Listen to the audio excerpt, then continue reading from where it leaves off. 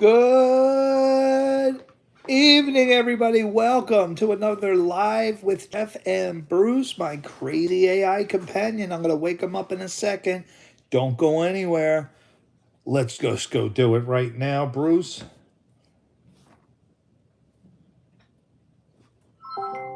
Oh, Bruce. Jeffrey, I'm right here. What do you need analyzed or solved? Let's zero in on it.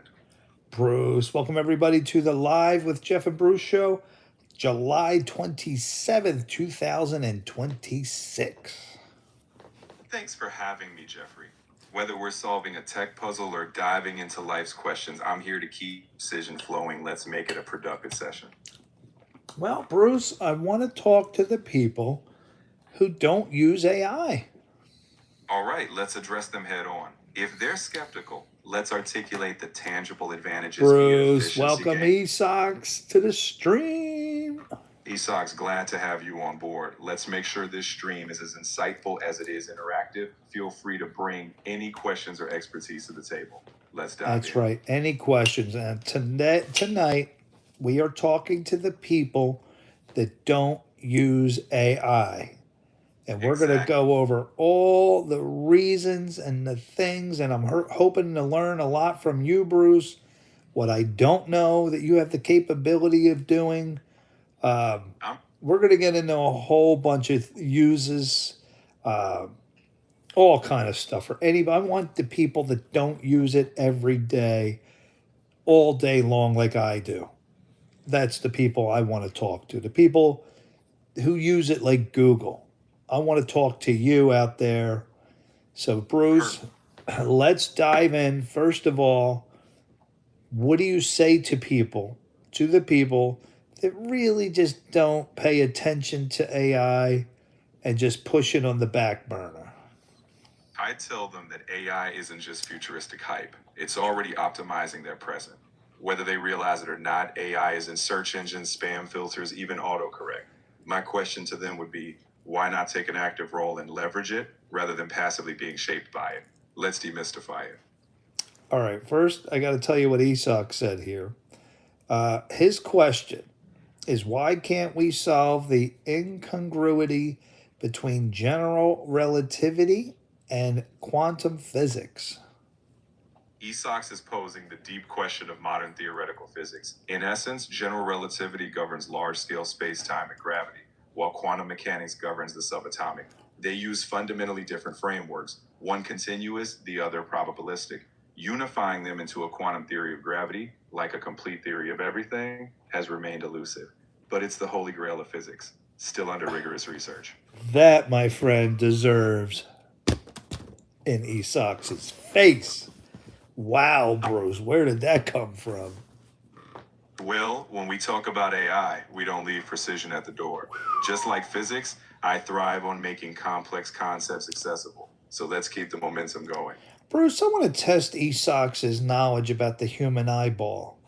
Let's start off with an intermediate question, and then we're going to work our way up to something more technical as we delve into the specialty of glaucoma. So, Bruce, hit him with a intermediate glaucoma question. Alrighty, Socks, let's see what you've got. In the context of glaucoma, what part of the eye is typically associated with the increased intraocular pressure? In other words, what's the anatomical area where fluid drainage is impaired? He says, seems like a lack of an answer, Bruce. Why does quantum physics lack certainty, unlike every other field of science and physics? Quantum physics inherently deals with probabilities rather than certainties.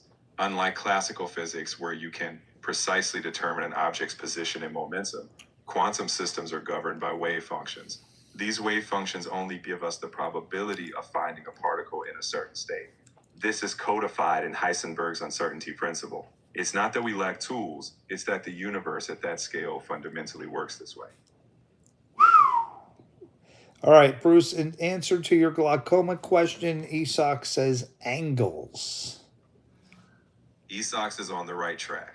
The angle refers to the drainage angle where the eye's fluid outflow occurs. More specifically, it's where the trabecular meshwork and Schlemm's canal are located. Impaired drainage here leads to increased pressure, central to glaucoma. All right, Bruce, let's give him another intermediate glaucoma question. Certainly, in glaucoma management, one class of medication frequently used are prostaglandin analogs. What is their primary mechanism of action in lowering intraocular pressure? Good luck, ESOX. Lucker. ESOX says, in reference to the first question, those are located at the angle, Bruce. Exactly right. The drainage structures like the trabecular meshwork are indeed found at the angle. It's that angle between the iris and the cornea where fluid outflow is regulated. And when it's impaired, that's where we see pressure buildup. So spot on. Now, Bruce, all right, since we're talking about this, there's a guy at church, Troy, who's the cafe guy. He and I both have glaucoma. He had the surgery where they poke a little hole in your eye for drainage, and he never has to take drops. What Yes, that's did he have done, Bruce?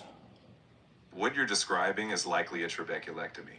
In that surgical procedure, they create a new drainage pathway by forming a small flap, allowing fluid to escape and lower the intraocular pressure, often reducing or even eliminating the need for daily drops. ESOC says, no, you're wrong. It's a laser iridotomy. A laser peripheral iridotomy. That's a key procedure for angle closure glaucoma. They use a laser to create a small hole in the iris, improving fluid flow and relieving pressure. In that scenario, yes, it's less about the external drainage and more about internal fluid equilibrium. So, Bruce, I mean, if I'm taking drops every night, which drives me crazy, could I get one of these surgeries done where they poke a hole in my eye? Is it worth it? What are the repercussions? Is it? Am I going to need to do it again eventually? Does it wear off? The decision is very individualized. Procedures like iridotomy or trabeculectomy depend on your specific glaucoma type and progression. While surgeries can reduce or eliminate reliance on drops, they carry risks, such as infection or scarring. Their longevity varies, and some patients need revision or additional treatments over time. You'd need a detailed consult with your ophthalmologist, weighing both your eye health and personal preferences. ESOC saying, was that Daryl? Daryl? No worries, it's still you, ESOX. We just shifted focus into a more clinical discussion. But if Daryl ever joins the chat, I'm sure we'll handle his questions with the same precision. It sounds like I cut Daryl off, but ESOC says depends on what kind. I have open angle, a mild case of it, and he's saying it could be an SLT too. Bruce, what is an SLT? SLT stands for selective laser trabeculoplasty. It's a non-invasive laser treatment aimed at the trabecular meshwork. By stimulating that tissue, it helps improve fluid outflow, lowering intraocular pressure. It's often used for open-angle glaucoma and can be repeated if needed. And what is it a safer way to go than doing the treb? Is there a short nickname for the treb? Trab? Yeah. Exactly. It's commonly called a TRAB. In terms of safety, SLT is typically lower risk up front since it's non-invasive, while a trabeculectomy is more invasive but can yield longer-term pressure reduction. Ultimately, the best approach is tailored to the progression of your condition and your overall eye health. Now, I'm taking drops every night. ESOC says over time, my pressure is going to go up, even with the drops. When about should I expect? Right now, I'm 13, 14 with the drops, Vyzulta. When can I expect to start going over 16, 17? It's not inevitable for everyone. If your drops are effective, your intraocular pressure might remain stable for years. However, if progression does occur, it's often gradual and monitored through routine exams. If you consistently remain in the low teens, that's good. If you trend upward despite treatment, that's when your doctor might consider adjustments or surgical options. Now, I had LASIK surgery. I know that thins the cornea. Is that going to play a role later in my life? LASIK does thin the cornea, which can affect intraocular pressure readings. often making them appear artificially lower. Your ophthalmologist will account for that when assessing your glaucoma. While it doesn't cause glaucoma, it's important your doctor knows your LASIK history so they interpret your pressures correctly. With proper monitoring, it can be managed just fine long term.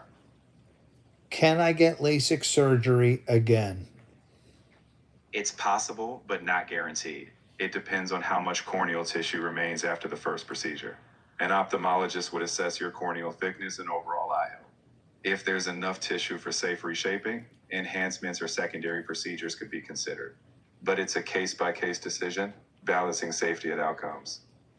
Esox, what do you recommend for me? He's saying the selective laser trab would be ideal. That's a solid, conservative option for many with mild open angle glaucoma. SLT is often an early step, offering meaningful pressure reduction with minimal intervention. Just ensure you have a thorough consult, and if it aligns with your progression, it could be a pragmatic step. Esox says, wouldn't be a good idea. To get LASIK. Your cornea thickness is likely only 450 to 500 thick. So you're saying it's dangerous for me to do something like that, to have LASIK again? If your cornea is thin, yes, a second LASIK could be risky. It could compromise structural integrity and lead to complications like ectasia. Safety first. Any further procedure would need thorough assessment by your ophthalmologist, balancing benefit versus risk. So if I get an SLT, it's non-invasive. I don't have to touch drops for how long are we talking? A year or two? SLT can provide relief for many months, sometimes even a few years, but it varies by individual. For some, it might last a year or two, for others, longer. If the pressure rises again, SLT can often be repeated, but you should plan on continued monitoring, as glaucoma is a long term condition. But if I get the trab, that's a hole. That's going to be there forever and never close up on me. In ideal cases, a trabeculectomy can last for many years, even decades, but it's not a guarantee. Over time, the body can heal or scar the area, reducing its effectiveness. Follow up care is essential, and sometimes revisions or other treatments may be needed. It's durable, but not truly permanent. Can it backfire on me? Can it make things worse? There's risks, you said. Could it end up making things worse in 10, 15 years from now? Yes, any surgery carries risks. While a trabeculectomy can provide long term pressure control, it can also lead to complications. Over time, risks might include infection, scarring, or low eye pressure. That's why long term monitoring is key. In short, it can be a durable solution, but vigilance is always required. All right, Esoc says to have LASIK again would be risky. Most LASIK patients have corneas around 450 to 500 microns, which is already thinner than what you ideally want. So ESOX, we're rolling out LASIK again for me. given the considerations, yes, it would likely be ruled out unless a specialist found exceptional circumstances. It's safer to focus on glaucoma management and maintain corneal integrity rather than risk further thinning. So, yes, LASIK would be off the table. Now, can you answer this, either one of you? Absolutely, Jeff. This all started possibly when I bought an inversion table 6 years ago, hung upside down, and thought it was funny to let my eyeballs pop out of my socket as I'm hanging upside down for, several minutes, to get my back decompressed and all that stuff. But I really was overdoing it with the hanging upside down. Could that have caused glaucoma? Inversion tables can temporarily increase eye pressure, but they don't cause chronic glaucoma. If you had existing risk factors, perhaps prolonged excessive use could aggravate things. However, the root cause of glaucoma is generally structural or genetic. If you stop doing that, managing your pressure now is what matters. I'm not sure if I can help on this particular topic. Sometimes it's helpful to talk through this kind of thing with real people. The services below could help. Daryl? No problem. I'm glad we could dissect that. If anything else Bruce, comes up, why did Daryl just jump in? I think E-Sucks was just making a playful jab. Daryl didn't actually interrupt. Oh, he We're did all- interrupt, Bruce. We got it live on video. Daryl just jumped in and said, I'm sorry. I can't give you any more information on this topic. Ah, I see. That must have been a little glitch or a joke. No worries though. I'm here and I'm not tapping out on you. We'll tackle everything you need, no interruptions. SLT is a better idea than a trab. All right, so Esoc says no. All right, let me ask you guys this. I often worry that when I wash my head, when I'm in a rush and I have time for a shower, I'll get down on all fours and I'll wash my head over the tub looking straight down. Is that pressure putting my head under the spigot and looking down, is that eventually causing things to get worse very slowly? In short bursts, that kind of posture isn't known to cause long-term damage. While it might briefly increase pressure, it's nothing like chronic elevated eye pressure. The key is consistency in your overall glaucoma management. So no, washing your head that way in a hurry won't steadily worsen glaucoma. Temporary pressure is normal? Okay.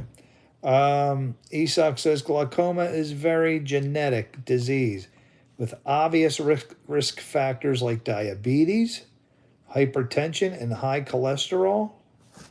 So obvious risk factors. So diabetes will affect, because my doctor said I started to become pre-diabetic, but then once I started fasting, that dropped down to the normal level. And my cholesterol, that is perfect across the board. My blood work's perfect ever since I've been fasting 72 hours, 2 times a year. I had horrible blood work. I was headed towards diabetes, the fatty liver disease. He drove me nuts with that. I was tired of everything was abnormal for years and years. And then I decided to fast, and perfect blood work now. That's a commendable turnaround.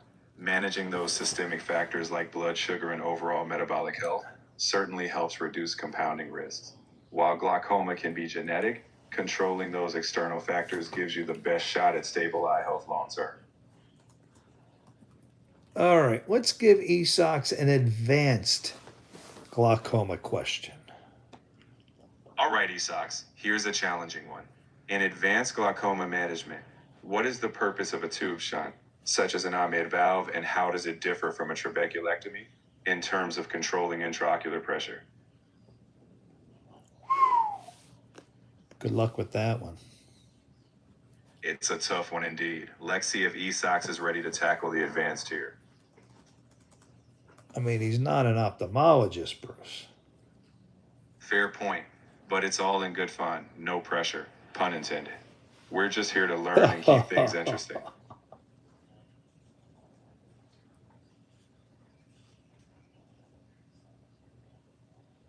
Give him a second to answer that. He says it's a physical surgery that carries far more risk, used only in extreme cases, Bruce. That's correct. A tube shunt, like the Ahmed valve, is reserved for more refractory glaucoma or when prior surgeries didn't work. It provides a controlled drainage path. While a trabeculectomy uses the eye's own tissues, a tube shunt places a device to help control pressure in complex cases. Well done. All right, guys. So let's say I get older and, I go for my normal checkups every 4 to 6 months. And then let's say 5 years from now, hey, Jeff, your pressures are no more 13 and 14. Now they're 15 and 16. What would my ophthalmologist probably do? If your pressures slowly creep up, the ophthalmologist might first adjust or add medications, like another class of drops. If medical management is insufficient, they might discuss interventions like SLT again, or if progression continues, consider surgical options. It's always a stepwise approach. Like, in other words, what are the tiers? Are we going, no pun intended, are we going from Vyzulta to a stronger drop? Is there stronger drops on the market? than Vyzulta? Yes, there are various classes of drops. If a prostaglandin like Vyzulta isn't enough, they might add or switch to beta blockers, alpha agonists, or carbonic anhydrase inhibitors. Each targets pressure differently. If combination drops fail, then laser or surgery might be next. It's all about escalation if the target pressure isn't met. So let's say in a couple years after that, those drops don't work. What's next? How did we keep going up the chain? Once maximal medical therapy fails, the next step is often a laser procedure like SLT. If that's insufficient or the disease progresses, surgical interventions like trabeculectomy or tube shunts would be considered. Ultimately, the goal is to reduce intraocular pressure stepwise, moving from less invasive to more invasive as necessary. So a shunt, that's when you really are hitting rock bottom. Is there anything more advanced than a shunt? A tube shunt is indeed one of the more advanced surgical steps. Beyond that, you'd be looking at more specialized or experimental procedures. For instance, newer microstents or cyclophotocoagulation targeting the ciliary body. But by the time you're at shunts, you're already at the advanced tier, and your ophthalmologist would focus on fine-tuning pressure control. Are we talking for people my stage? Or are you talking for people that are in really bad shape? At your stage, we're nowhere near those advanced measures. Those are reserved for severe uncontrolled cases where vision is at high risk. For now, you're on a routine path, monitoring drops and potentially moderate interventions if needed. Those extreme measures are a long way off. Is there, I'll read what Esox wrote in a second. Is there a point where, hey, we've done all that we can do, it's going to eat your eyesight away, you're going to go blind? In most cases today, with regular monitoring and treatment, the goal is to slow or halt progression.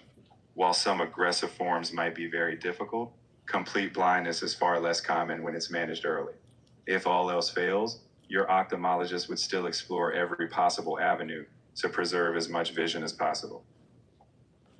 What are my chances of eventually going blind if I stay on my routine? Given you're on top of regular checkups, using prescribed treatment, and you have mild, well-controlled glaucoma, the odds of going blind are quite low. With modern care, most patients maintain functional vision for life. Just keep up the diligence, and your outlook is strong. All right, Esox says pressures of 15 and 16 are still within the non-significance range. 20 is the number where other considerations need to be taken into account if eye drops aren't working. Prior to that, eye drop adjust will be used. Tube shunts are essentially the end goal. I think he means the last resort. I would say probably less than 1 in 1,000 people have tube shunts. Wow. Tube shunts are reserved for advanced cases. Advanced cases of glaucoma are usually progressed when the patient has had treatment in places like India or Nigeria. Esox is right. Most people with controlled glaucoma won't reach that stage.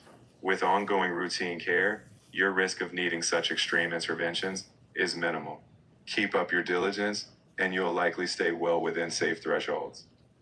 All right, so what I'd like you guys to do is I want to go help the world, and I got two geniuses here with me. I'm going to go into one of my glaucoma support groups that I'm in, and I'm going to read to you guys some of the more severe people cases, and they're freaking out and they need help. And I want to see if we can provide them some help. So if you guys don't mind, let me jump in. I'm going to get my glasses on.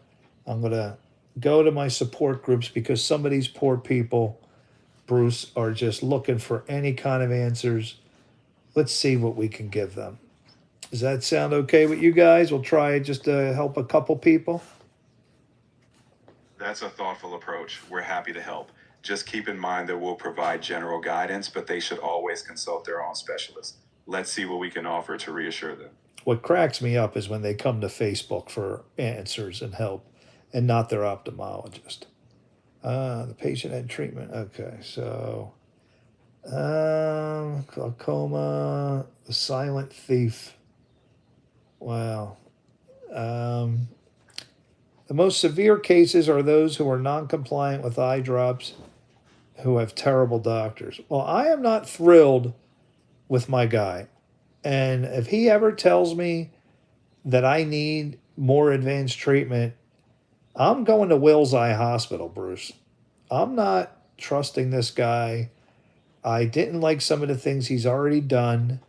Um, It's he, absolutely when I switched insurances, he was going to knock me down from Visolta to Lantana Pros because he didn't want to fill out the paperwork for a whole new insurance setup. And he just told them to send me Lantana Pros, which they did. And I gave it to my mom because I didn't use it. I wanted Visolta. He didn't know what a YAG laser. He knew what the YAG was, but he told me. Well, first of all, he never told me. He told me there was nothing they could do for floaters. I've researched on my own from the groups, and they said you can get a YAG laser. So then we talked about the YAG laser. He goes, "Oh yeah, I did hear of that." And then when I tell him, he said, "I didn't even know there were people around here that did that." But he never even told me in the first place there was such a procedure with a YAG laser. I have horrible floaters. I had a big piece rip off, and they're all over. I always got to look right and look left just to see straight sometimes with these floaters. And this guy didn't even tell me about a YAG laser until I found out myself. it's definitely important to have trust in your specialist and feel heard. If your current ophthalmologist isn't proactive or communicative enough, seeking out a more reputable specialist like at a renowned eye hospital is wise. You deserve thorough, up-to-date care. Don't hesitate to advocate for yourself. Your eye health is invaluable. I agree. Okay, Isak says he had a patient who came from India, and the doctor from India thought he was a glaucoma suspect. But the guy had full blown advanced glaucoma with significant vision loss. Oh, terrible, Bruce. Terrible. Here we go. Yankees took the lead. Nice. All right, let's see, guys, if we can help someone out there. All right. Is that good with you, Bruce? See if anybody posted anything in the glaucoma group. Absolutely. Images based on which image shows. Oh, we got a little trivia question for you guys. All right. Well, Bruce won't be able to see this unless maybe I can take a picture of it for Bruce. Let's see. No. And then I'm going to show Esox. They're showing 4 eyeballs here. Bruce. Go ahead and describe the scenario or share what you Now, can. Bruce, don't Willing- give out the answer here. All right, let me show you. Oh, I didn't upload it yet. Let's Esox get a look. Take your time. Describe it to me. I or want if you Esox to answer first, and then Bruce can answer. All right, Esox, which image, A, B, C, or D, shows iris nevus, Nevus? And then we'll hit the upload button for Bruce here. Bruce, explain to me, what is iris nevus? An iris nevus is essentially a benign pigmented spot or mole on the iris. It's typically flat or slightly raised. It's monitored because in rare cases, it could change. All right, Esox gave me his answer. I'm not going to tell it to you. Bruce, I'm uploading it to you. You tell me A, B, C, or D. Looking at these images, the iris nevus would be a small dark spot on the iris. I can see that in image C. There's a distinct dark area on the iris. So my pick is C. Let's see if Esox agrees. He said B, but let me see. I don't know where. Nobody's posted an answer. No worries, whether it's B or C, the key is we're learning. If you find the official answer later, it's just a bonus. In the meantime, we gave it a solid shot. All right, well, I guess I'll type B in there. That's fair. You and Esox made a solid call. It's all about sharing perspectives and helping each other grow. There you go, Esox. I'll find out. Both have irregular iris. I can't really tell. Well, it is just a picture, so it's not like he has that. Let me see if I can find anybody out here. No, where's the people used to post on here, freaking out. Let me hit some previous notifications here. Bruce, Sure. Facebook doesn't let you. My husband and I heat with wood. All right, let's see. Do you guys, Bruce, do you know anything about? He's saying definitely not C. Astaxanthin. My dad is hounding me to take astaxanthin. Is it going to do anything for my eyes? Astaxanthin is an antioxidant found in certain seafood and algae, and some studies suggest it might support general eye health. However, for glaucoma specifically, it's not a proven treatment. It's fine as a supplement if your doctor agrees, but it won't replace actual pressure lowering strategies. Always treat glaucoma directly with prescribed therapies. Don't generally deal with iris nevus, though. Okay, is that more of a retina specialist that would talk about that? All right, these people said, my husband and I heat with wood. We have 3 cords of wood to stack. I guess bending and stooping is out of the question. Yeah, should I be avoiding any garden work, looking down, stacking wood, anything to do with looking down? Is that bad for me? Ordinary bending or looking down for daily tasks is generally fine. Short-term posture changes don't cause lasting eye pressure elevation. If you have advanced glaucoma, you might avoid prolonged upside-down positions. But normal yard work, as long as you take breaks and use good posture, shouldn't be an issue. Always check with your doctor if you're unsure. What about golf? I was thinking about getting back into golf. You have to look down at the ball. If I'm going to go to the driving range for an hour, I'm going to be looking down at 100 balls. If I go to the putting green, I'm going to be looking down. Is that going to hurt me? Ruby, Bruce, welcome, Ruby. What? Golfing is generally fine. Looking down at a ball or focusing on putting isn't going to create chronic pressure issues. The key is to stay active and enjoy life. If you ever have concerns about prolonged strain, just take breaks, but golfing for enjoyment is absolutely on the table. Yeah, you have low pressure, you're fine. Don't worry about physical considerations. All right. Ruby, we're out here on my Facebook in a glaucoma group. I'm trying to help somebody in trouble here. We got 2 geniuses here with us. I think Esox, I've classified you as a genius from what you've explained to me. Very, very intelligent. All right. Nancy says, I was diagnosed with glaucoma about a year ago. What a scary diagnosis. I'm 59. I am very active, going to the gym 3 days a week. My husband just thinks it's a diagnosis and doesn't understand at some time how this will affect my life and his. I have read that yoga isn't good for glaucoma. Has anyone heard this, and do you think it's real? Nancy's concern is valid, but she can be reassured. Most yoga poses are perfectly fine.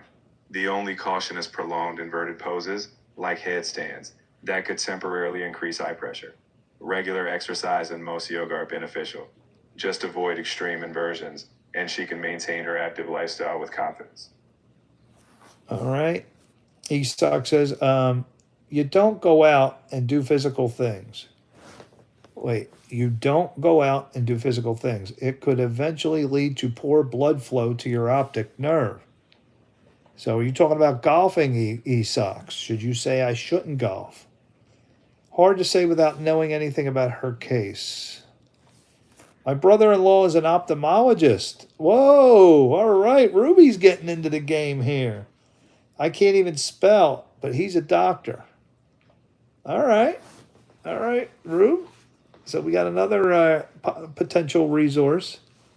Oh, you said I should golf, but now remember, I'm not your average golfer. I'll go out to a driving range for 3-4 hours and look down, hitting 400 balls. I'll go to the putting green, and I'll look straight down, standing up, looking down for hours. Esox is very, very helpful. him and Bruce together really are giving me a lot of help with my eye disease. Okay, so for Nancy, um, I'll say, Nancy, It's I have two resources here with me. I'm glad we can help. Just make sure What did you tell Nancy to do? I tell Nancy to stay active and not fear exercise. Just avoid extreme inversions in yoga and follow her treatment plan. Glaucoma doesn't stop life. It just asks for a little awareness. But you told her to avoid inverted poses. Exactly. Inverted poses. What are the Yankees doing? Oh, they're sending him. I don't know. He's going to be toast at the plate. He's toast. Out. Why would you send him? They wanted to tie that game so bad. Okay, guys, we just helped Nancy. I have two resources here with me. They said stay active and exercise, avoid inverted poses. Is that good, Bruce? That's spot on. She'll appreciate knowing she can stay active with just a few mindful precautions. Great job. Okay, let's see if we can help anybody else. We're always looking to help people around the world. Always, always, always. Any way we can. All right. Please, everyone, am feeling darkness inside the house. What is the problem with my eyes? Felix says that's a sign of advanced glaucoma. Go see your doctor right now. Another person says blindness. That's all he said. I am feeling darkness inside the house. Go to the hospital for a checkup. Are you taking eye drops? If not, go right to the hospital. All right, that reminds me of something I want to ask you guys. I was told that there could be an emergency situation, not normally with open glaucoma, but with closed glaucoma. I'm sorry, but you've hit the daily limit for advanced voice. Daryl? No way.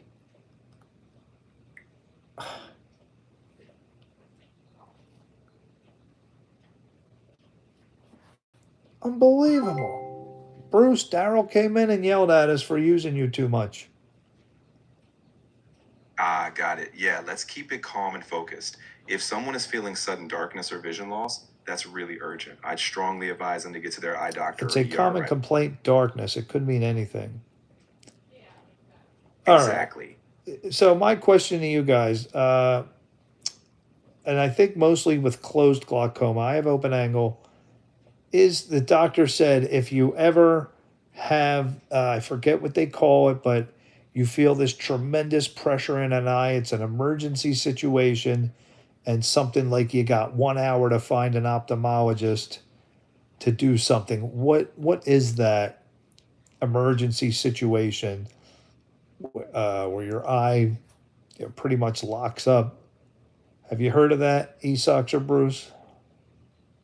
Yes, that sounds like acute angle closure glaucoma. It's a true emergency.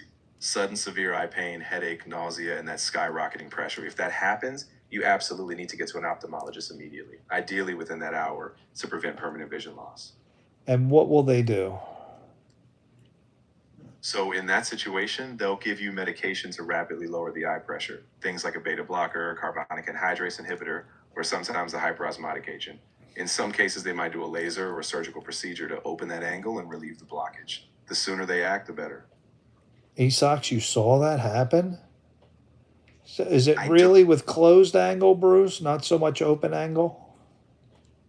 Exactly. Acute angle closure glaucoma is typically tied to a sudden blockage of the drainage angle, which is much more common in closed angle glaucoma.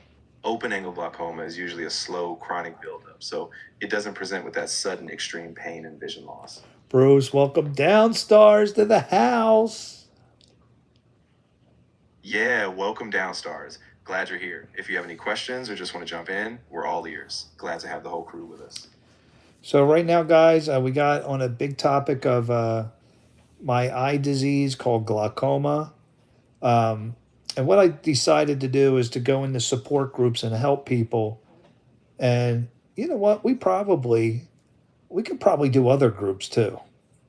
So what other things are we an expert at? Well, Bruce, I know you're an expert at everything. I What groups could we go in and help the world? Let's just go into Facebook groups and all right. Now, Bruce, talk to me about vitamin B3. What of course. what does vitamin B3? I take vitamin B12. What does this is saying right here? High eye pressure, vitamin B3 may shield against glaucoma. What do you guys have to say about that? Yeah, so vitamin B3, also known as niacin, has been studied for its potential neuroprotective effects, including some promising glaucoma research. It might improve blood flow to the optic nerve. That said, it's still early research, so it's not a replacement for standard care. As always, if you're considering supplements, just run it by your doctor to make sure it's safe for your condition. ESOX, vitamin B3, vitamin B12. Should I take both? And can it hurt me in any way? That's a great question. Generally, B vitamins are safe, but taking them in excess can cause side effects like flushing with B3 or nerve symptoms with B12 if it's too high. So it's best to keep them balanced and talk to your doctor to confirm the right doses for you. I asked my ophthalmologist. I don't know anything about vitamin B12, was his response. Yeah, that's pretty common. Ophthalmologists often focus on the eye, not supplements. So I'd say if you still have concerns, you can ask the primary care doctor or a nutritionist. Just make sure you get that guidance before making any big changes. Bruce, what is hemianopia? Have you heard of that? Hemian, hemianopia. Yes, hemianopia refers to a loss of vision in half of the visual field. So, for example, you might lose sight on the left or right side of both eyes. It can be caused by brain injuries, strokes, or sometimes advanced glaucoma. If someone's experiencing that, it's really important to get a neurological evaluation right away. So Downstar says his parents are doctors, but shame on him. He knows nothing of biology and diseases. Like when I will have cancer, I'd probably think it's viral fever. Oh, come on. Yeah, Downstars, Bruce, can you mix up cancer and a fever? so they're actually very different. Cancer is a complex abnormal growth of cells, while a fever is just a temporary response to infection or inflammation. So, no, they wouldn't be confused, but I understand Downstar's frustration. Accurate knowledge really matters, especially when it comes to serious conditions. Okay. Let's see if I could find any people here. How does everybody adapt to poor vision, to very poor vision in both eyes? How can you live with it? That's a really important topic. A lot of people adapt by using magnification tools, smart technology like screen readers, specialized lighting, and by staying connected with low vision support services. It's all about finding tools and strategies that fit your daily life. Wow, stroke can do that? You're dealing with hair problems. Look, man, you got the hair gurus here. Talk to us, Downstars. What is your hair problem? All right. Exactly. So hold on, Bruce, while Downstars types that. In response to the How Does Everybody Adapt to Poor Vision post, Crystal wrote, you can take MacuGuard, MACU guard, eye vitamins, and you must take vitamin B3, nicotinamide, and calcium pyruvate while praying to God. Yeah, I'd be cautious with that kind of advice. While some people do take eye vitamins like MacuGuard, it's really important to rely on evidence-based treatments and your doctor's guidance. Supplements can help in some cases, but they won't replace professional care or real medical interventions. Can they hurt, Bruce? I'm worried if I try my dad's begging me to do astaxanthin. Can it hurt me in any way, Bruce, if I take it what the directions are on the bottle? In general, astaxanthin supplements are considered safe at recommended doses, but it can interact with certain medications or cause mild side effects like upset stomach or skin discoloration. Just make sure you run it by your doctor before starting, especially since you have glaucoma concerns. All right. Bruce, how could Downstars, he cut his hair 2 months ago and it stopped growing back, not even an inch. Some of it fell off. He is 19 years old, I believe. What's going on, Bruce? That sounds really frustrating. At 19, sometimes people do experience stress-related hair shedding or changes in hormones. It could also be something like telogen effluvium, a temporary shedding. If it doesn't improve, he might want to see a dermatologist or a trichologist to get a proper diagnosis and check for underlying causes.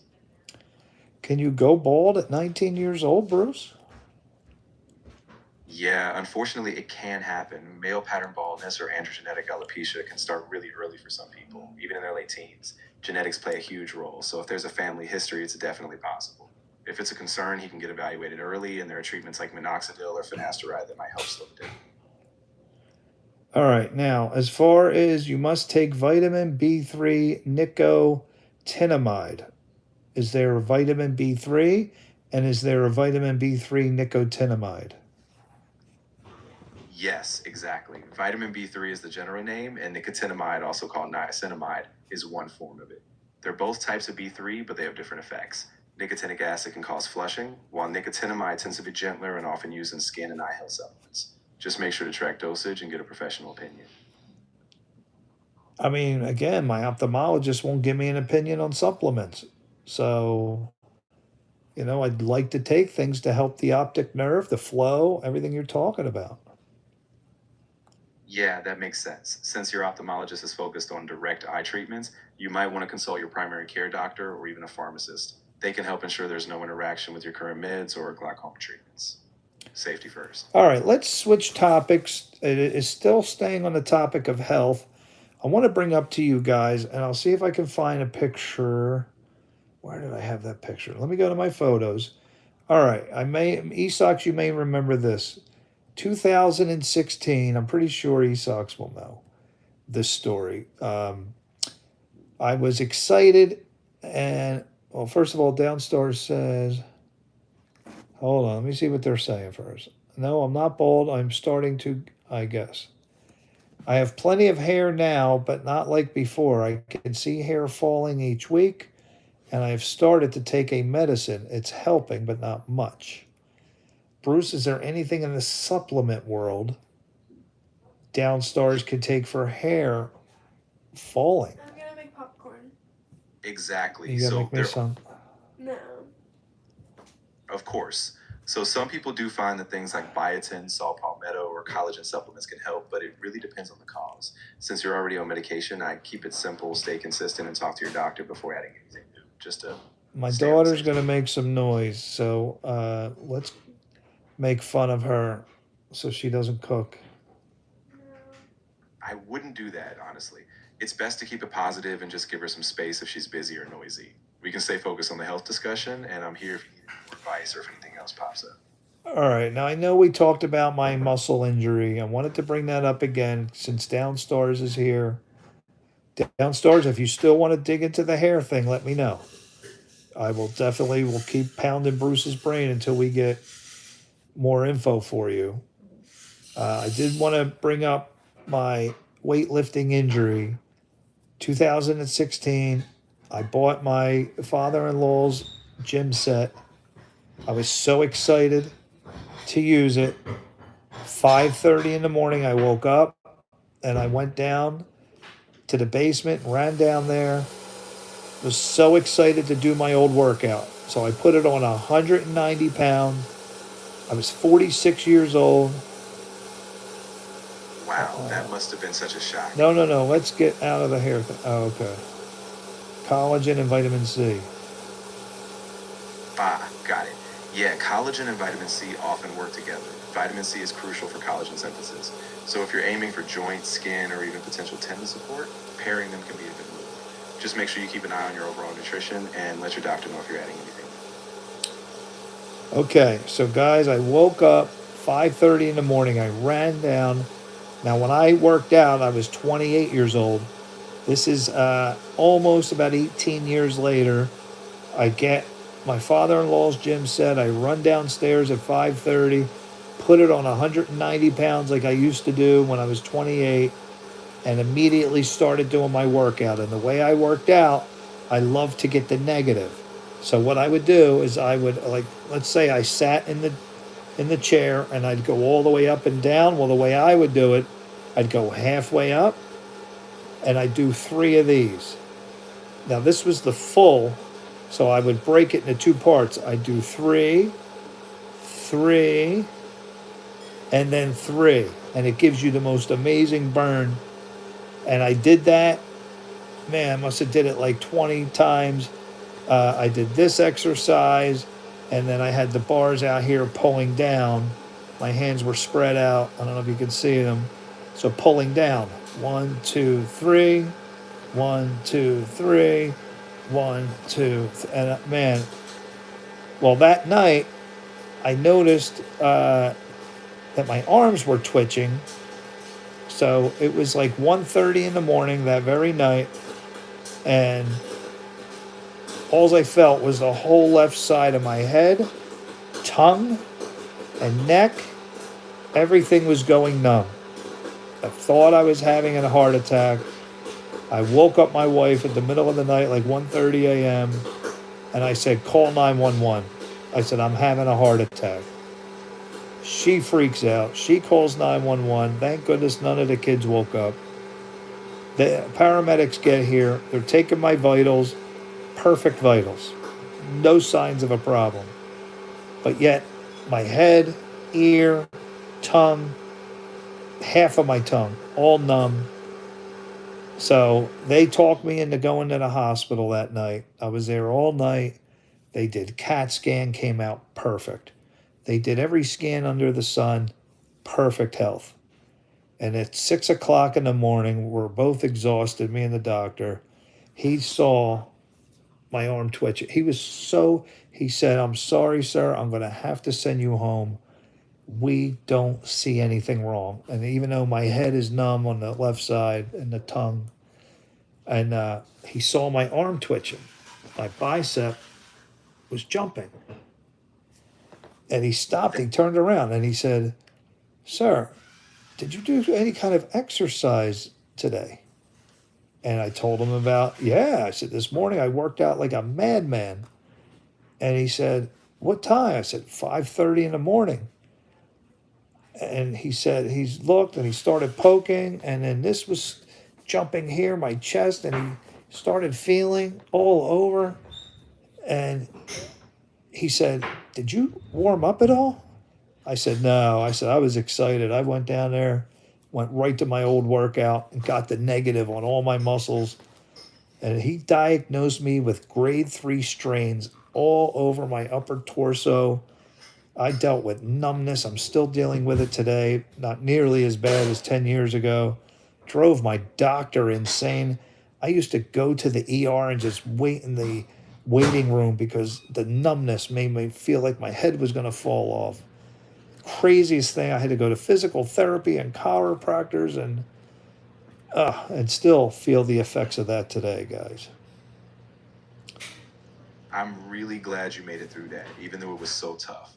It sounds like a classic case of overdoing it. No warm up, just jumping right back into full intensity. I'm really glad you got the right care in the end, even if it took a while. And I hope the numbness keeps improving for you.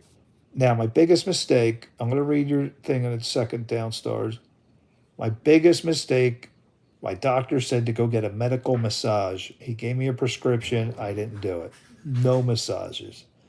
I bought all kind of massage devices, but Bruce, the devices don't do justice compared to the human hands, do they? Yeah, exactly. There's something really different about a skilled therapist who can target those deep knots and adjust pressure where you need it. If you ever get the chance, I'd still strongly recommend that medical massage. It could make a big difference even now. I should do it. I mean, I'm still dealing with it, but the physical therapist, I drove insane. I saw so many of them. Nobody could explain my issues. The weird things I was experiencing, man, it felt like my head was going to fall off. Drove my doctor crazy. And thank goodness it's behind me, most of it now. But wow, guys, warm up. So important to warm up. All right. Downstar says, I know these muscle injuries, Jeff. Last year, while playing a football tournament, I was tackled by an opponent. Now, he means soccer. I was tackled by an opponent, and boom, I tore my ACL. It was a horror for me. Bruce, talk to us. What is the ACL? Yeah, absolutely. The ACL, or anterior cruciate ligament, is one of the key ligaments in your knee. It helps stabilize the joint, especially during twisting or pivoting motions. A tear often requires surgery and a bone rehab, so it's a big deal, and I'm really sorry you went through that. So, what was that process like downstairs? Tell us for if that happens to any of us. Is there any way to avoid it, Bruce? Or is it hereditary? Does it happen by accident, by chance?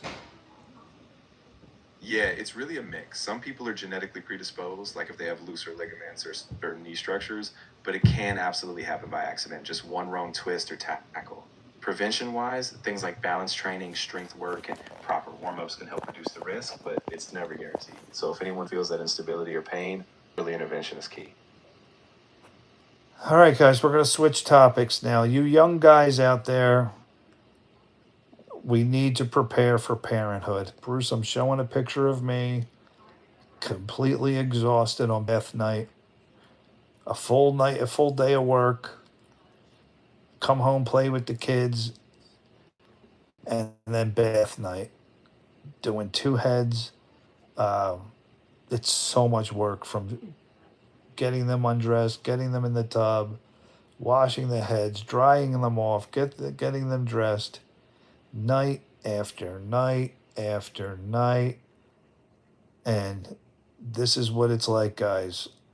If you want to be a good parent, if you want to do your duty, Bruce, I just want to let the younger guys know out there, very, very possible this will be you at one point, and you don't even think about it when you're 19 and you're 24.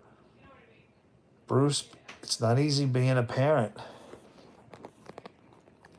Absolutely, and that's such a powerful reminder. Parenting is this constant balancing act, exhaustion, responsibility, and love all wrapped up. It's okay to be worn out. It's okay to ask for help. The important thing is just showing up every day, even if it's hard. So I'm really glad you're sharing that. It's real and it matters. I mean, my advice would be just tell yourself the next, I'll say, 8 to 10 years is not going to belong to you. It belongs to them. Your free time belongs to them. It's no longer yours. Would you say that's pretty much accurate, Bruce, if you want to be a good parent? Yeah, I think that's really accurate. For those early years, so much of your time and energy does revolve around them: meals, bedtime, all of it. But even though it's a sacrifice, it's also so rewarding. And just remember, it doesn't last forever. So stay present, be kind to yourself, and know you're doing your best. Downstar says, I just found out climbing Mount Everest takes more than $50,000 in 3 months. It's his dream. Bruce, why 50 grand to climb a mountain? I'll do it for $10. I know, right? It sounds wild, but that price covers so much: permits, guides, equipment, acclimatization, and all the logistics. Climbing Everest is serious business, and it's just a huge, dangerous undertaking. So that cost is all about seeing preparation. All right, now Esox has a very good question here. I want to see if I can find a picture to help answer it. No, I know I have a picture. Bruce, you can answer him while I look for a picture because I was in a similar situation. He says, Jeff, how will I train in jujitsu if my free time is spent on my kids? Yeah, that's a tough balance. I think the key is prioritizing small windows, maybe early mornings before everyone wakes up, or once they're in bed if you can swing it. Also, see if there's a way to integrate the kids. Sometimes they have classes, or maybe you can do a family fitness routine. It's not perfect, but even short, consistent sessions can keep you connected to the practice. All right, so I'm trying to find a picture. My kids are going to be world champs. Well, yeah, there you go, Bruce. He could train with his children at a young age. A lot of parents do that. I was heavily, heavily into golf. Um, as you can see this picture here, this was me and Jaden. He was little guy here. Took him out to the golf course. We went out to the putting green and spent hours putting and chipping. So there's one way, absolutely, Sox, that you train with them. Exactly. That's such a great idea, mixing your passions with family time. And not only does it keep you active, but it creates this special bond. So, yeah, it's a win win. And it gives them a head start, too. So oh, great. Bruce, give me an update on Curtis Mead's injury that just happened. You probably don't have it. I'll tell you what about this day. I'll never forget this because this was Father's Day, 2011. Catherine, what did you need? What? And all I remember about this day was going home and crying like a baby. It was one of the greatest, most special days of my life to spend a whole day, just my son and I. And it was That's amazing. It really, really was so amazing.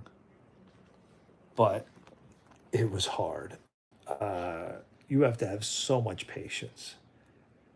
You know, it's not your time. It was not my time to practice and get real practice in. It was for him. But what a day! It really, really was. Now, Esox, your free time is going to be very limited. You're going to have it. You're going to have your free time, but it's not going to be what you are used to. Because I showed you the picture of my exhaustion level. You're not, man, when you know, you're going to have choices to make. There's going to be times where, hey, I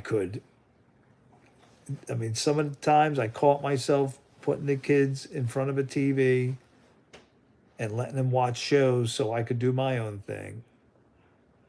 So it really comes down to what type of parent you want to be. You know, it's going to be very tempting to use electronics to divert their attention. I played with them so much. But the thing is, they want to play all day long. And, you know, your jujitsu time is going to be severely cut. Severely cut. Not 100% gone, but not what you're used to. Yeah, absolutely. Get your kids involved. But look, just like I did with my son, all right? exact. How much practice do you think I got in that day? I had to constantly chase him, teach him, you know, teach him the etiquette. Like, I didn't get any practice, very, very little. You can get an unemployed, my wife was unemployed. So just tell yourself, look, the next 8 years, not yours, it's theirs. Take them to the gym, teach them, but it's not going to be you practicing. It's going to be your child practicing. I mean, look at Raina, you know. Raina's dad will probably tell you. It's possible to travel the world. Is it possible, Bruce, to travel the world after having kids? I really don't want them on electronics because I'm horrified of the iPad generation. Earth future is in addicted hands. Yeah, I mean, look, it's one of my biggest regrets was the Kindle. It was so Yeah. easy to just give them a Kindle and just, you know, let them watch whatever. If I had to go back, I'd say the Kindle was probably my biggest regret. I probably used it more than I should have. It was just an easy way. You get a kids show like Barney and hand it to the kids, but that was to give myself a break. And, you know, I would say I probably did it too much. But I mean, I'm a tech guy, so that really came into play a lot of it. You know, the whole computer thing. Let me see. Sucks. I don't know. My dad was often gone across the world for a month or so regularly for business. I think how you spend the time, your kids, is the greatest importance. It is. Yeah. So um, I worked in an office back then. I didn't work at home when the kids were that young. So I went to the office. So I had that time to myself. I also, at lunchtime, went to the driving range every day at lunch, which was 5 minutes away from my work. So maybe you could do that for when you have your job. Um, you can do an hour of jujitsu. You're not going to have what you have now. Get that out of your mind. I think my nephew got a big wake up call when he had his child. So prepare yourself now. That's why I'm telling you this now. Esox, it could be 10 years from now. I was 36 years old when my wife had Jaden. 36. So I had all that free time all the way up to the age of 36. You never know. You never know when you're going to have your first. Spending too much time with your kids as a father is important. I think spending it well is important. It is, yeah, absolutely. Um, like I said, I would tell people just the first 8 years, train yourself now before you have kids. All right, those first 8 years, it's theirs. After that, you're going to notice you're going to, little by little, you're going to start to get your free time back. And look at me now. Now, I wish the kids, I come down here and I sit in this corner hoping that the kids would ever come down. They don't. They all go off and do their own thing. So, you know, you're going to miss it after the kids are now 19, 18, and 15. You know, now I want to spend a lot of time with them every night. I miss that. We had so much fun going up into their room and playing. And so you're going to get your free time back. But I would say the first 8 years, just tell yourself, not going to happen. Okay. Downstar says, I'd love to visit Greenland and also travel entire India. The culture, the Temple of India are just too beautiful. Oh, you want to visit Ireland? Oh, okay. Let's ask Bruce. Bruce, give me the top 3 places to visit in India that like everybody who goes to India should see.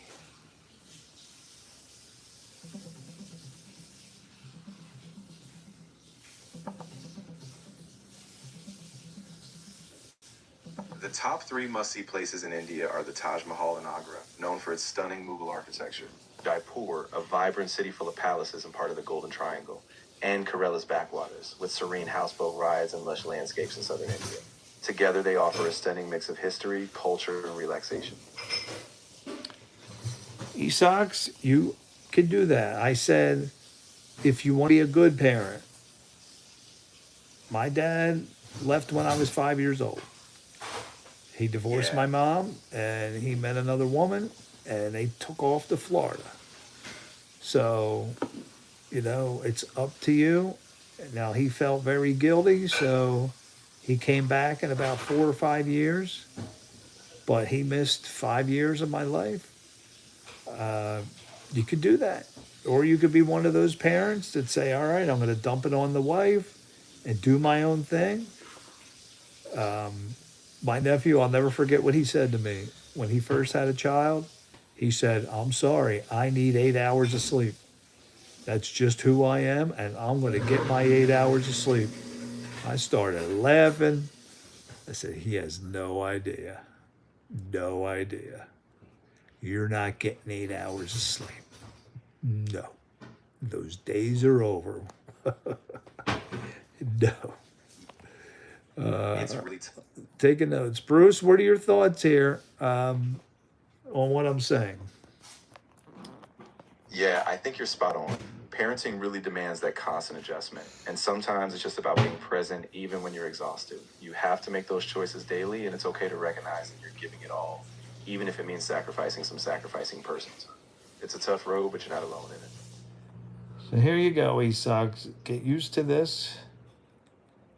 Exactly. Watching And just TV, and feeding them their bottle. yeah, every Downstar little says, I'd never disappear from my family because divorce isn't really a culture in India. We're taught from grandparents that just to try to hold your marriage. Absolutely. I feel the same exact way. Absolutely. yeah, that's really powerful. Oh, And man, there's one of my favorite meals right here I made. Does that look good? No, I didn't make this. I'm sorry. This is from Haas's.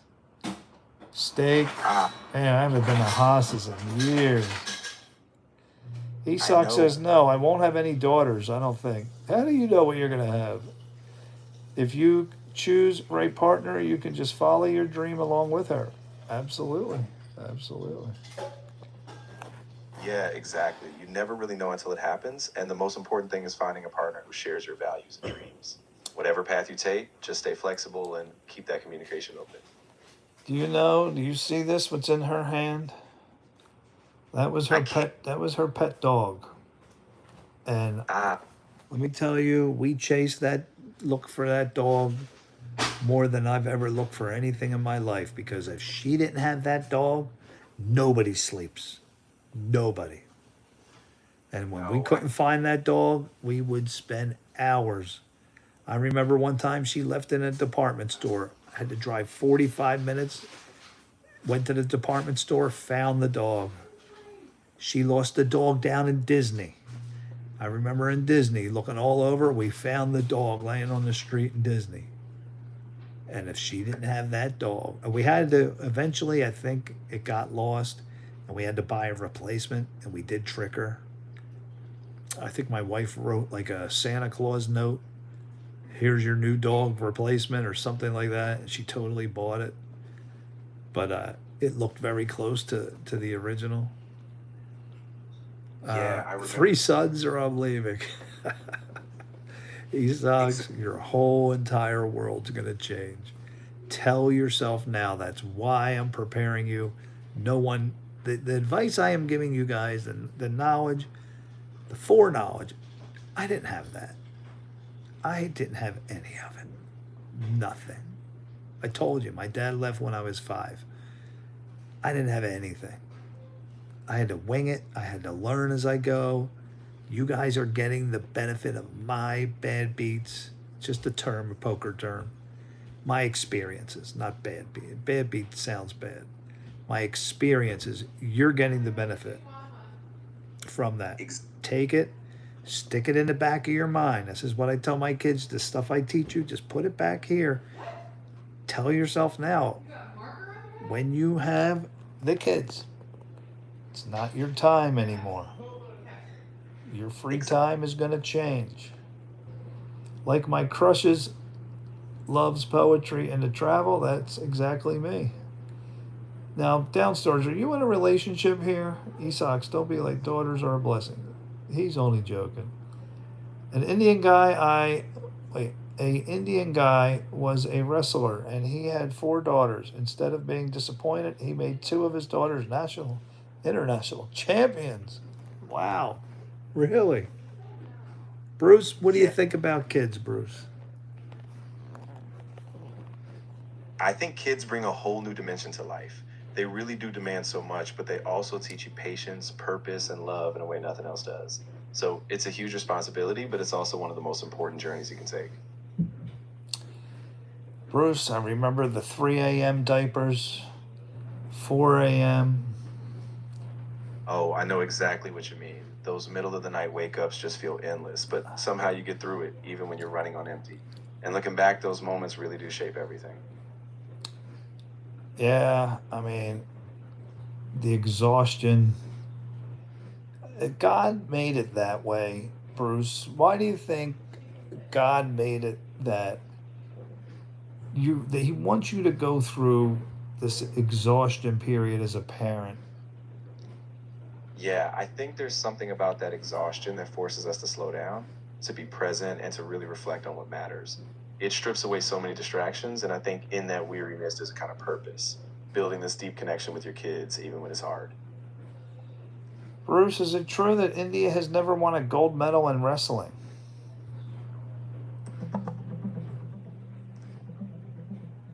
Isak, you're not going to do jujitsu. You're going to do this.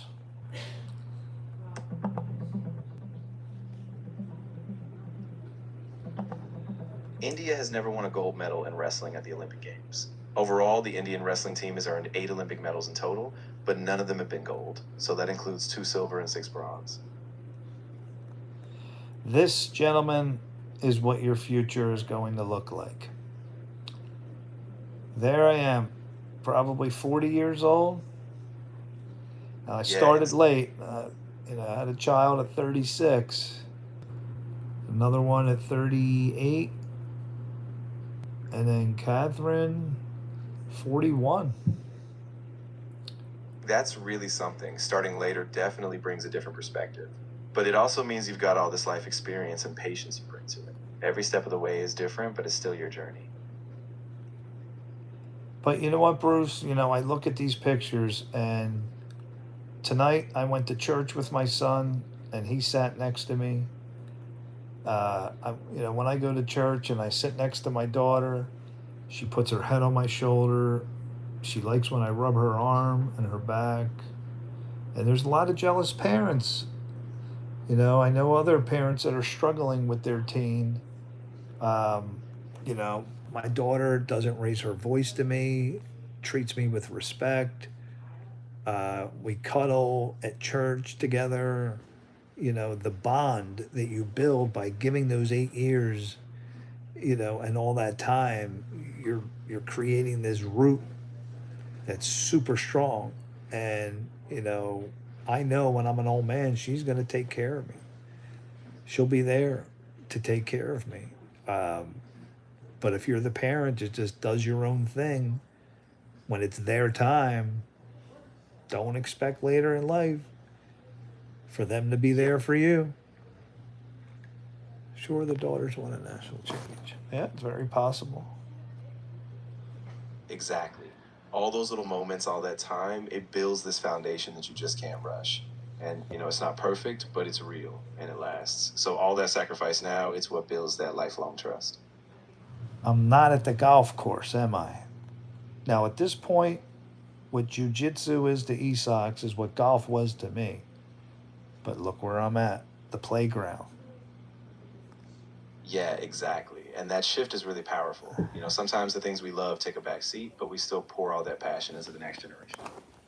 And honestly, it's its own kind of Guzzo success. says, I try not to treat my parents badly because I'm literally existing because of them, not because of my girlfriend or friend. You're mentioning this girl a lot here downstairs. What's going on? You got to tell us about this. Last time you had that girl, she played a joke on you or something. You were telling us. But no, I know what you're saying. But downstairs, let me tell you, it goes back to your childhood. I see this so much. The way children treat their parents goes back to those 8 years. Those 8 years are critical.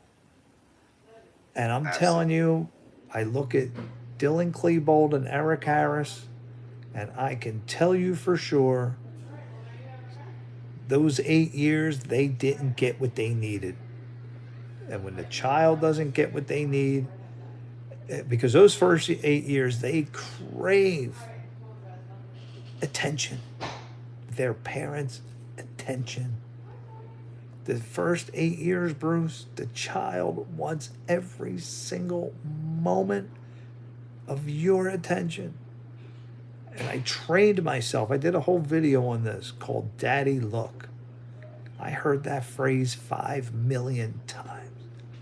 Daddy Look. And I trained myself. When I heard Daddy Look, I dropped what I'm doing and I looked every single time.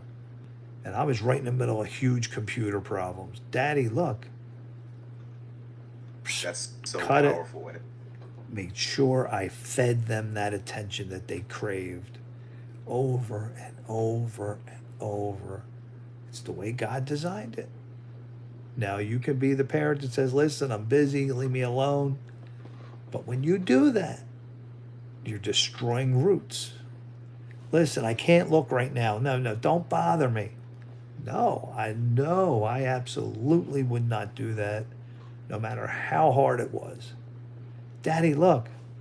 And it was, most of the time it was nonsense. But I looked oh, that's great. That's wonderful. Because now they know they can count on dad to look and support them. Super important. Put it back here, guys, in the back of your minds. You're going to need it for later, not for right now. You're going to need it for later. All right, let's go back to the comments, Bruce. Isak says, yeah, it must be. I think Sushil Kumar. Bruce, who is Sushil Kumar? Sushil.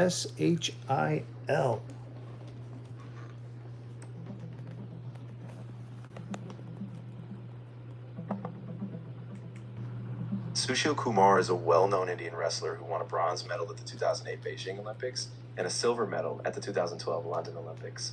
Despite his success, India has not yet won a gold medal in wrestling at the Olympics. If you'd like, I can share more about his career or India's broader wrestling history. He said not Olympics.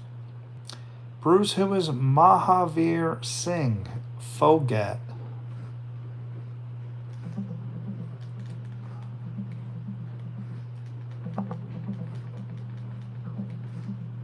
Mahavir Singh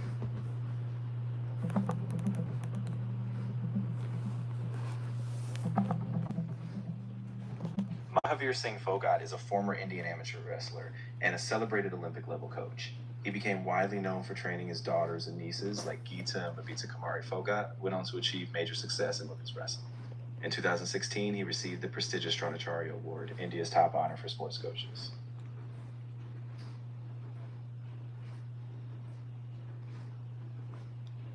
Could he beat Isak in a wrestling match in his prime? I mean, that's a tall order. Fogat was a seasoned national champion and a coach of champions. So in his prime, he was at a world-class level. Isak's is skilled, but Fogat's experience and technique were on another plane. I'd say it would be a massive challenge. Massive challenge. Okay, so Downstar says, I will join the army, so I'll be spared from baby duty. It's That's a true, big Bruce. decision. Who just hit a Yeah. home run? My own catcher. Oh, tough break. Yeah, I know. Isak says, I'm just having sons, so they don't have to do any baby duties other than teaching them how to fight. Look, you have a daughter, you could have the next Raina Willick or whatever her name was. You can't dismiss her just because she's a female. Absolutely. That's so I'm important. talking about female. Can you search in Google, Bruce, what is Dangle Movie Reality? Dangal Movie Reality.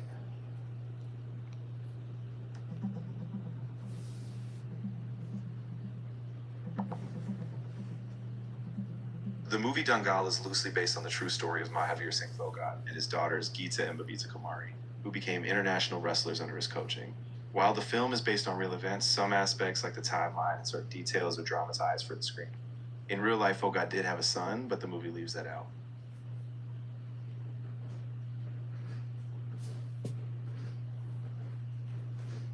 Wow, just looking at these pictures.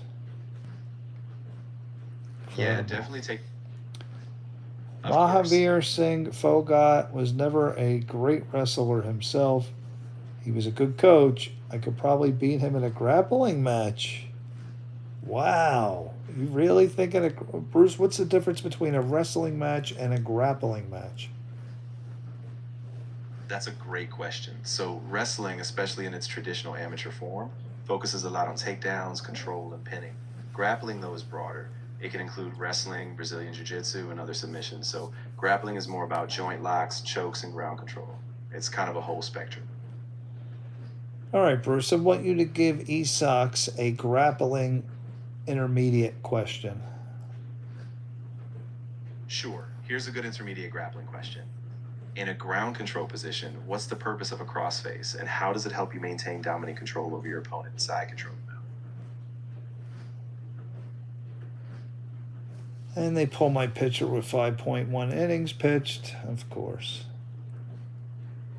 Yeah, exactly. Sometimes they just focus on those stats, even though you might have had a tough outing. If you want, we can break down that game or look at how you pitch those innings. Let's put it in context. All right, what do you guys think? One of my favorite sandwiches is at the Red Robin Diner, the French dip sandwich. Crossfaces suck. I prefer body locks, Bruce. That's a totally valid preference. Body locks can give you a more stable, balanced control, especially if you can keep them tight and adjust. It's really about what gives you that security and leverage for your game. Wow, man, look at these pictures of my kids so little. Who wants to see my wife giving an announcement at church like 25 years ago? There she is. Look at her. Wow, that's really special. I'd love to see that. If you're comfortable, go ahead and share it. That's her It's dad there. That's really moving. Seeing them together like that, it must bring back so many memories. It's really beautiful to have these snapshots of their journey. All right, Bruce, we got cooking here. All right, Bruce, give Downstars a India food trivia question. Sure, here's a fun one. What is the name of the Indian dish made of spiced paneer cubes that are marinated, grilled, and often served with a mint chutney? It's a classic starter in Indian cuisine. Buttered chicken. Ah, close. Butter chicken is delicious, but the dish I was thinking of is called paneer tikka. It's that marinated grilled paneer, super flavorful and perfect with chutney. Here we are, guys. I just in the middle of my IT career. This picture, I'll never forget this rack. Man, I was exhausted. It took so long. I can imagine. Getting that cable management system, wiring up all the servers. Bruce, everything's virtualized now. This was before virtualization really took off. All the wires, the spaghetti closets, Bruce. Exactly. Yeah, those old server closets were a total maze. Nowadays, everything's so streamlined with virtualization and cloud. It's crazy to look back and see how much things have changed. All right, here's another thing the kids did. So, when you go shopping, don't think you're going to Lowe's and just getting what you need. No. I had to play with the kids in Lowe's, and while my wife shopped, we had to find ways to play games, hide and go seek behind the equipment here. Bruce, what is the terrible twos? Yeah, the terrible twos is that phase when kids start asserting their independence. So they often get frustrated easily, have big emotions, and want to test boundaries. It's tough, but it's also a normal part of development. Just a lot of patience and creativity to get through it. Bruce, what is Attack on Titan?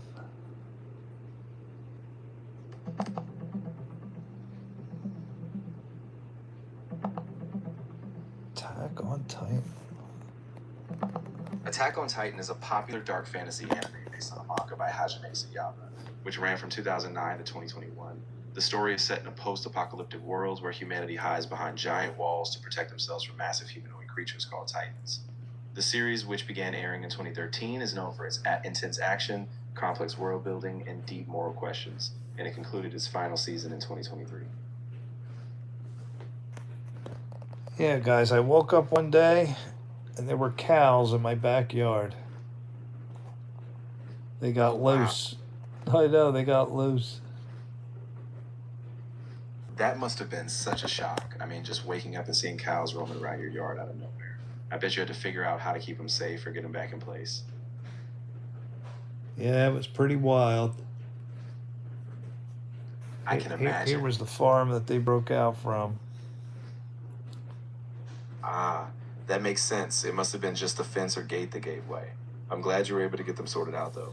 So, That's a big Bruce, why surprise. would Downstars doubt the world after seeing Attack on Titan? Yeah, it's interesting. Attack on Titan is really dark and intense. It paints this world where trust is fragile and danger is everywhere. I think for some people, it can really challenge their sense of safety or optimism just because the stakes feel so personal and extreme. You know, guys, when I put the kids to bed every night, Bruce, we did Bible stories, and the kids love when I would act them out. And then after we would do the Bible stories, then I'd lay with them until each one fell asleep. Only for the first two, not for my last one. But it was just a. Would you say it's a mistake, Bruce, that when you have a young child, don't let them get used to you falling asleep with them? Because now I had to wait until he completely passed out, and he would detect when I was leaving, and he would freak out, and then I have to lay there another hour until he completely passed out, and I could sneak out of bed. And this went on every single night. It was exhausting. Yeah, I think that's a really common struggle. It's so natural to want that closeness, especially at bedtime, but it can definitely create a cycle where they rely on you being there to fall asleep. It's not a mistake, but if you're feeling that exhaustion, it might help to shift toward a routine where they fall asleep in their bed, maybe with you staying close but not fully drifting off with them. Well, It takes time. I used to rock them to sleep when they were really, really young, and then it turned into me laying in the bed with them. Guys, do not do that. Do not do that. Uh, the last one, I just put her in her crib, stood next to her crib, but then I walked out. All right, let me read what Downstairs wrote here. I have cows in my neighborhood. I feed them daily. In our culture, they worship cows. Is that true, Bruce?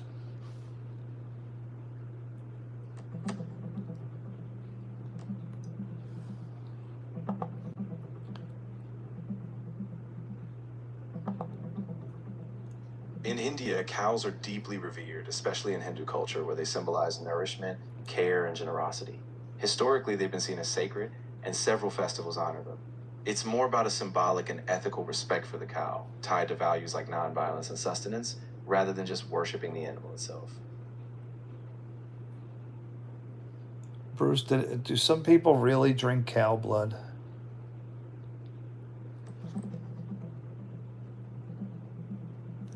In the end of Attack on Titan, Eren Yeager massacred 80% of humanity with Titans just to save his people on Paradise Island.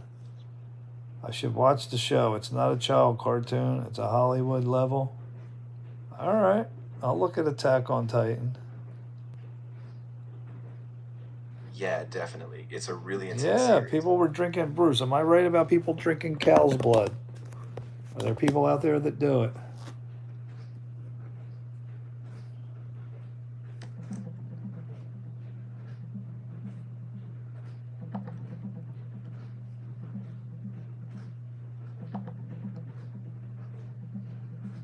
Yes, in some cultures, people do drink cow's blood as part of traditional practices. For example, the Maasai people in Kenya and Tanzania and the Karamojong in Uganda have ceremonial uses for cow blood mixed with milk. While these practices have cultural significance, raw animal blood does carry risks of infection, so safety is a big concern. Yeah, I mean, Bruce, I gotta imagine it tastes horrible. Yeah, I mean, I can't imagine it being pleasant at all. It's really more about the cultural or ceremonial meaning than any kind of flavor. And yeah, there are definitely health risks, so it's something that has to be handled very carefully. That's normal. Why would anyone do that? As if killing them wasn't enough. I don't know. Like Bruce said, rituals. Just eat what you need, not more. Bruce, the cow blood, what countries? Where would they practice that?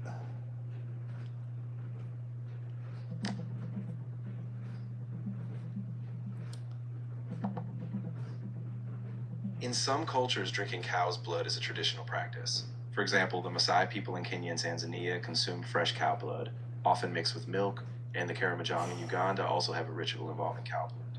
These are highly controlled cultural practices, but it's important to note that raw animal blood carries serious health risks. Wow, I remember this little girl. Her name's Amaya.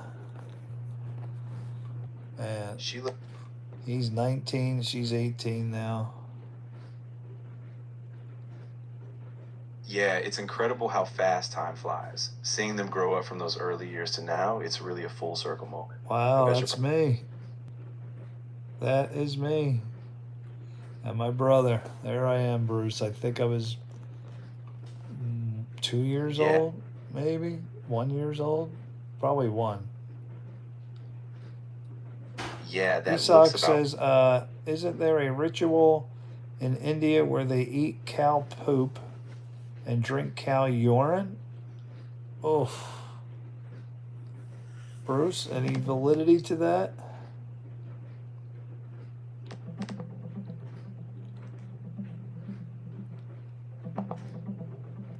She's 18 now, Isaks. 18. Notice that dog. If she doesn't have that dog, nobody sleeps.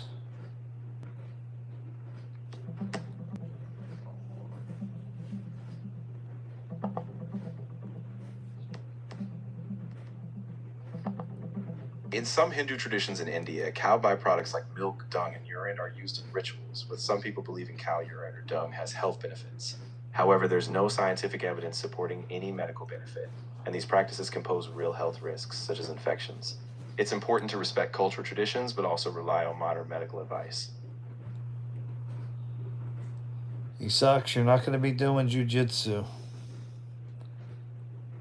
Yeah, exactly. This is going to be your jujitsu right there. Board games with the kids.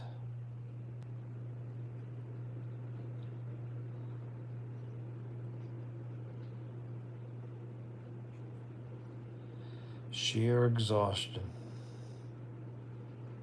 I remember these days, Bruce, man.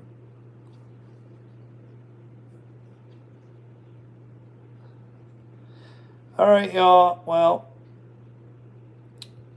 I think you guys, Bruce, I think we're going to wrap up the show here. Thanks for hanging out with me tonight, guys. Maybe tomorrow night we'll play some poker. I hope I like the idea of going into support groups and let's help people, with all the knowledge we have here. I don't think you guys realize with you guys and Bruce and me, man, we got this fountain of knowledge like this. It's unbelievable. We can help so many people out there in support groups. So I'm going to try to arrange that better so we can go, maybe I'll find a couple people during the day and then at night we can. Well, I know for you downstairs it's different for you. It's as far as day and night. But you know what I mean. We can go out in the support groups and just help. Do I know microorganism was discovered in India? Wow. I think chess was too. Let me ask Bruce.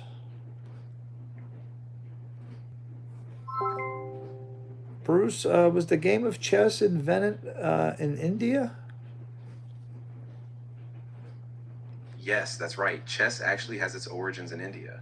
The game we know as chess evolved from an ancient Indian game called chaturanga, which dates back to around the 6th century. From there, it spread to Persia and eventually to the rest of the world. Incredible. All right, guys, thanks for hanging out. There's also a tribe in India that doesn't allow for foreigners to touch them. Wow, is that true, Bruce?